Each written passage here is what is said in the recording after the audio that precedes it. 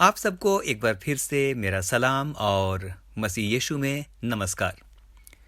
मित्र, जैसा कि आप सभी जानते हैं कि इन दिनों हम मत कहिए श्रृंखला पर निरंतर मनन कर रहे हैं। जब मैं कहता हूं मत कहिए तो इसका अर्थ है किसी भी नकारात्मक बात को बार बार मत कहिए, या किसी भी नकारात्मक बात को बार बार या अपने विषय या किसी और के विषय में है मत दोहराइए, क्योंकि बार बार कहने से वो बातें हमारे चारों ओर एक नकारात्मक पर्यावरण या एनवायरनमेंट बनाती हैं। आइए सुनते हैं मित्र कि स्वयं हमारे प्रभु ने कहने या मुंह से निकलने वाले वचनों के बारे में क्या कहा है। ये बहुत ही महत्वपूर्ण पद है जिसे स्वयं हमारे प्रभु यीशु मसीह ने कहा। मत्ती 15 और उसके 18 में इस प्रकार से लिखा है। यीशु कह रहा है, पर जो कुछ मुंह से निकलता है वह मन से निकलता है और वही मनुष्य को अशुद्ध करता है। मित्र, ये बड़ी भयानक बात है कि जो कुछ मुंह से निकलता है वह मन को अशुद्ध करता है।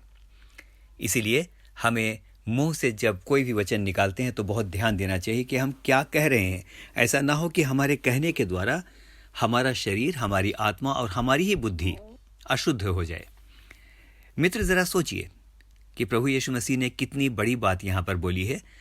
हमारे बोलने या कहने का प्रभाव इतना है कि वो हमें शुद्ध और अशुद्ध दोनों ही कर सकता है।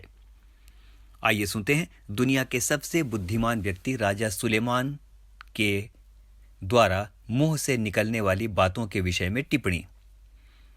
राजा सुलेमान ने भी मुंह से निकलने वाले वचनों के बारे में बड़ी बेबाक टिप्पणी की है। नीति वचन 6 और उसके 2 में इस प्रकार से लिखा है, तू अपने ही मुंह के वचनों के द्वारा फंसा और अपने ही मुंह की बात के द्वारा पकड़ा गया। मित्र, ये कितनी भीषण और कितनी भयानक बात है कि अपने मुंह के वचनों के द्वारा हम फंस सकते हैं और अपने मुंह से हम जिन बातों को निकालते हैं उसके द्वारा हम दूसरी परिस्थितियों में पकड़े भी जा सकते हैं। आइए अब आज के मनन में चलते हैं।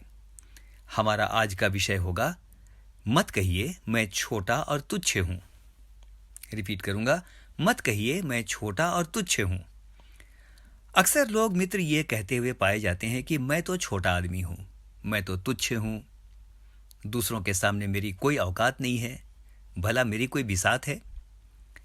मित्र, क्या आप जानते हैं कि ऐसा कहना कि मैं तो तुच्छ हूं, मैं तो छोटा हूं, मैं तो कुछ नहीं हूं, ऐसा कहना नम्रता या दीनता नहीं है, लेकिन ऐसा कहना हमारे सृष्टिकर्ता परमेश्वर को ये बताना है, और वो भी ढिठाई के साथ, कि मैं आपका आविष्कार हूं लेकिन मैं फेल हो गया हूं, इसलिए आप अच्छे आविष्कारक नहीं हैं, आप अच्छे सृष्टिकर्ता नहीं हैं। हम परमेश्वर को ऐसा कहकर ढिठाई के साथ ये भी बताते हैं कि मैं आपकी रचना हूं लेकिन मैं तुच्छ हूं, इसीलिए आप असफल सृष्टिकर्ता हैं। मित्र, जरा सोचिए, जब परमेश्वर हमारे मुंह से इन बातों को सुनता है तो उसे कैसा लगता होगा। सोचने की बात है मित्र। मैं एक बात पर विचार कर रहा था कि पृथ्वी की सारी वस्तुएं परमेश्वर ने बोलकर बनाई। बड़े बड़े ग्रह, नक्षत्र, पहाड़, महासागर, सारा जीव संसार उसने बोलकर बनाया है, लेकिन मात्र मनुष्य है जिसे उसने अपने हाथ से बनाया है। पशु पक्षियों में जीवन उसके कहने से ही आ गया, लेकिन मनुष्य में जीवन स्वयं परमेश्वर के फूंकने से आया। क्या ये छोटी बात है? ये बहुत बड़ी बात है मित्र कि हम मनुष्यों की रचना में परमेश्वर ने विशेष रूप से अपने अनुग्रह को प्रकट किया। आज के दिन एक कठोर सत्य आपको बताना चाहता हूं कि यदि आपको लगता है कि आप छोटे और तुच्छ हैं तो याद रखिए, ये शैतान का बनाया हुआ झूठ है, ये शैतान का बताया हुआ झूठ है, क्योंकि वचन कहता है वो तो झूठ का, वरन सभी झूठ का वो पिता है और वो सत्य पर कभी स्थिर नहीं रहा। तो आपको फिर से कहना चाहता हूं, अगर आप सोचते हैं आप छोटे हैं, तुच्छ हैं, तो आज इस बात को याद रखिए, यह शैतान का बताया हुआ झूठ है जिस पर आप विश्वास करने लगे हैं। मित्र, शैतान कभी आपको प्रोत्साहित नहीं करेगा। सुनिएगा, शैतान कहेगा तुम हारे हुए हो, लेकिन परमेश्वर कहेगा तुम जयवंत से भी बढ़कर हो। शैतान कहेगा अब तुम ठीक नहीं हो सकते, इसी बीमारी में पड़े रहोगे, लेकिन परमेश्वर कहेगा मैं ही तुम्हारा चंगा करने वाला परमेश्वर हूं। शैतान कहेगा तुम्हारे अंदर कोई क्षमता नहीं है, तुम जीवन भर असफल ही रहोगे, लेकिन परमेश्वर कहेगा मैं तुम्हारे हाथों के कार्यों को स्थिर और दृढ़ करूंगा। और मैं तुम्हें बहुतायत के साथ आशीष दूंगा। मित्र, विकल्प हमारे पास है कि हम किसकी बात पर विश्वास करते हैं। मनोविज्ञान में एक टर्म आता है, हीन भावना। अंग्रेजी में इसे इंफीरियरिटी कॉम्प्लेक्स कहेंगे। उर्दू में इस टर्म के लिए एक बहुत ही सटीक शब्द या लफ्ज का इस्तेमाल हुआ है और उर्दू में हीन भावना को कहते हैं एहसास एक कमतरी, यानी एक ऐसा एहसास या भावना जिसमें इंसान दूसरों से अपनी तुलना करने लगता है और उसे लगता है कि वह दूसरों से सभी बातों में कम है, जैसे सुंदरता में, शक्ति में, रंग में, रंग रूप में, धन में, ज्ञान में, सामाजिक स्थिति में, लोकप्रियता में इत्यादि। तो मित्र, किसी ने कहा है, मैं उसको कोट करूंगा इस समय, कि हीन भावना मन का घाव है और इसी हीन भावना की वजह से हम अपने बारे में कहते हैं कि मैं तो कुछ नहीं हूं, मैं तो निकम्मा हूं, मैं तो निकृष्ट हूं। अमेरिकन साइकोलॉजिकल एसोसिएशन के द्वारा इसे लो सेल्फ एस्टीम भी हम कह सकते हैं। लो सेल्फ एस्टीम हम इसे कह सकते हैं। आइए देखें मित्र कि परमेश्वर आपको क्या कहता है। दुनिया ने तो कुछ भी कहा, शैतान ने कुछ भी कहा, संसार ने कुछ भी कहा, लेकिन आइए देखें कि स्वयं हमारा परमेश्वर हमको क्या कहता है। शैतान कहता है तुम तुच्छ हो। शायद अपने ही लोग, हमारे प्रिय लोग ही कहते हैं कि तुमसे कुछ नहीं होगा, तुम नालायक हो सकता है। लेकिन आइए देखें कि परमेश्वर आपको इस मनन के द्वारा क्या कहना चाहता है। यशायाह 43 और उसके 4 में लिखा है, तू मेरी दृष्टि में अनमोल और प्रतिष्ठित ठहरा है और मैं तुझसे प्रेम रखता हूं। तो मित्र, अब विकल्प हमारा है कि हम किसकी सुनते हैं। एक उदाहरण आपको देता हूं। यदि हमारे बच्चे गली गली जाकर या जिससे मिलें उससे कहें कि हम तुच्छ हैं, हम बेकार हैं, हम निकृष्ट हैं, तो हमें कैसा लगेगा? जरूर बहुत बुरा लगेगा। उसी प्रकार परमेश्वर को भी लगता है जब हम यहां वहां कहते हैं कि मैं तो तुच्छ हूं, मुझसे अब हो नहीं सकता। मित्र, इसी प्रकार परमेश्वर को भी लगता है, क्योंकि वो हमारा पिता है। सबसे अच्छा उदाहरण आपको देता हूं। मित्र, हमारा आदर्श स्वयं यीशु मसीह है। आप सारी बाइबल छान मारिए और ढूंढकर मुझे कोई ऐसा पद बताइए जिसमें यीशु ने अपने बारे में कोई छोटी बात कही हो। एक पद भी आपको नहीं मिलेगा। यीशु ने कभी अपने बारे में छोटी बात नहीं की। हम कई बार यही सोचते रहते हैं कि लोग हमारे बारे में छोटे विचार रखते हैं, हमें उन लोगों से शिकायत रहती है। लेकिन आज यह सोचने का समय नहीं है कि लोगों का विचार हमारे बारे में क्या है। आज का महत्वपूर्ण विचार होगा हम अपने बारे में क्या सोचते हैं। नीति वचन 23 और उसके 7 में लिखा है, सुनिएगा, नीति वचन 23 उसका 7, क्योंकि जैसा वह अपने मन में विचार करता है वैसा ही वह आप है।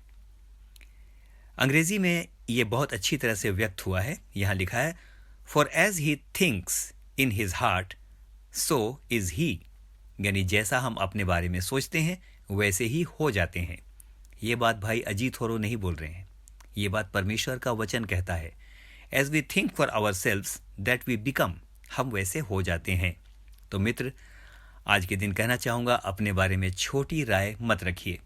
बेशक हम तुच्छ थे, हम मूर्ख थे, लेकिन 1 कुरिन्थियों 1 उसके 27-28 में इस प्रकार से लिखा है, परमेश्वर ने संसार के मूर्खों और तुच्छ लोगों को चुन लिया है, वरन जो हैं भी नहीं उन्हें चुन लिया है कि जो बुद्धिमान हैं उन्हें लज्जित करे। जरा सोचिए मित्र, यदि गोलियत को देखते ही दाऊद सोचता कि इसके सामने तो मैं कीड़ा भी नहीं हूं, मैं तो तुच्छ हूं, मैं तो बलहीन हूं, तो क्या परिणाम आता। एक उदाहरण और देखते हैं, बहुत महत्वपूर्ण उदाहरण है। मूसा ने जब 12 लोगों को कनान देश का भेद लेने के लिए भेजा, तो जब वे भेद लेकर वापस आए तो वचन गिनती 13:33 में बताता है, 12 लोग गए थे मित्र, सुनिएगा, लेकिन 10 लोगों ने क्या कहा। उन 10 लोगों ने यह कहा, हम तो उनके सामने टिड्डे के समान दिखाई पड़ते थे। हाँ साथियों, जब उन लोगों ने अनाक वंशियों को देखा, कनान में रहने वाले लोगों को देखा, उनके डील डॉल को देखा, तो वे हीन भावना से भर गए और वे अपने बारे ही तुच्छ बातें करने लगे। वे भूल गए कि उनके परमेश्वर ने मिस्र की यात्रा से लेकर अब तक कितने सामर्थ्य के काम दिखाए थे। मित्र, आपको मालूम है, इस प्रकार की तुच्छ बातें करने का प्रतिफल उन्हें क्या मिला? अपने आप को वो छोटा, निकृष्ट, कमजोर और टिड्डे सा बता रहे थे। इसका प्रतिफल उन्हें क्या मिला? इसका प्रतिफल आपको बताता हूं। उन 10 लोगों में से कोई भी कनान नहीं पहुंच सका, लेकिन मात्र 2 लोग थे जिन्होंने कहा था कि हम जीत सकते हैं, वो देश हमारा होगा, निश्चय ऐसा करने की सामर्थ हम में है। वो 2 लोग थे, यहोशू और कालेब, जो कि कनान देश तक पहुंच सके। तो आइए आज का मनन अब समाप्त करते हैं। याद रखिए, मुझसे नहीं होगा, मैं किसी काम का नहीं हूं, दूसरे सब मुझसे बहुत अच्छे हैं, ओ मेरा तो भाग्य ही खराब है, ऐसी बातें अपने बारे में हम ना कहें। मित्र, अपने बारे में छोटी बात कहना और खुद को कोसना छोड़िए। स्वयं को निकृष्ट कहना और कहते रहना, रिपीट करूंगा, स्वयं को निकृष्ट कहना और कहते रहना एक प्रकार की मन की हार है। ऐसा कहकर हम कहीं ना कहीं अपनी हार स्वीकार करते हैं। याद रखिएगा मित्र, मैदान में हारा हुआ इंसान जीत सकता है, लेकिन यदि मन ही हार जाए तो इससे बड़ी हार कुछ और नहीं है। याद रखिए, परमेश्वर की निगाह में आप अमूल्य हैं, आप प्रतिष्ठित हैं और वो आपको जयवंत करेगा। इतना ही नहीं, वो आपको अपनी आंख की पुतली के समान संभाल कर रखेगा। आइए ये कहें कि उस परमेश्वर में जो कि मुझे सामर्थ्य देता है, मैं सब कुछ कर सकता हूं, यद्यपि मैं बलहीन हूं, लेकिन उसमें मैं बलवान हूं। ऐसा कहेंगे तो परमेश्वर हमें बहुतायत के साथ आशीष देगा। सो गॉड ब्लेस यू। परमेश्वर हम में से हर एक को आशीष दे। आमीन। और एक बार फिर से आमीन। एक बार फिर से एनकरेज करूंगा कि लगातार आप इन संदेशों को सुनते रहें। यूट्यूब भी उसके सब्सक्रिप्शन के लिए भी आपको मैं एनकरेज करूंगा। और आज के दिन कहना चाहता हूं, लगातार आप इस मनन के साथ बने रहें। आपको परमेश्वर बहुतायत के साथ आशीष दे। आमीन और फिर से आमीन।